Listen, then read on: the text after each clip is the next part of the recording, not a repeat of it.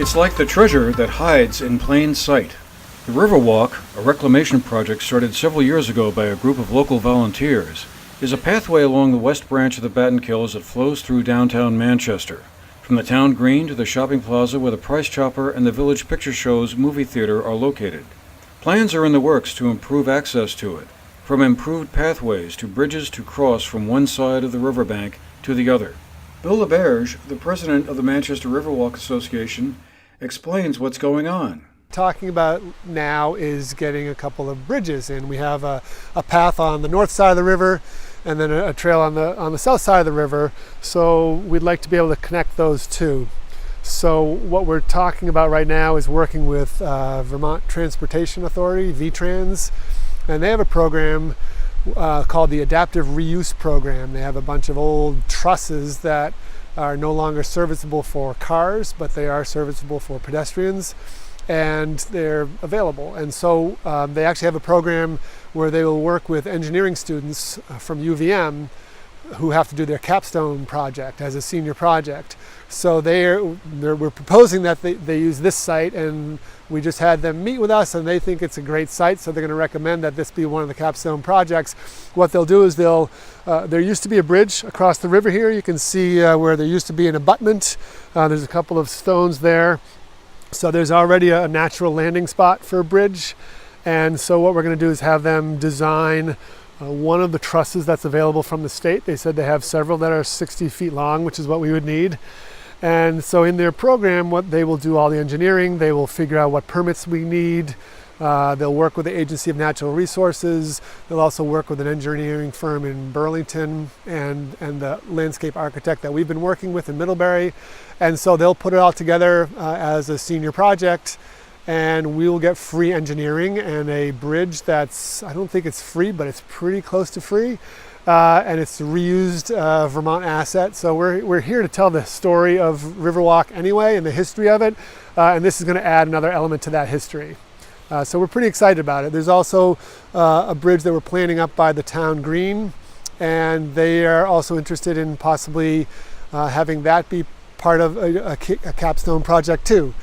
So we've already talked with an engineering firm in Burlington. As it turns out, that's who the Agency of Natural Resources works with when they're doing these capstone projects with UVM. So it sounds like it'll be a nice partnership with UVM, with Manchester Riverwalk, with VTrans. So I think it'll be fun. The new bridge will replace one that used to be there but was taken down back in the 1970s. There's a lot of history alongside the banks as well. Back when Manchester was known as Factory Point, several mills and small businesses clustered along and nearby the banks of the river, harnessing the hydropower offered by the stream. One of them was a marble mill, which had a turbine in a small canal, or chase, which helped it power some of the mill's machinery.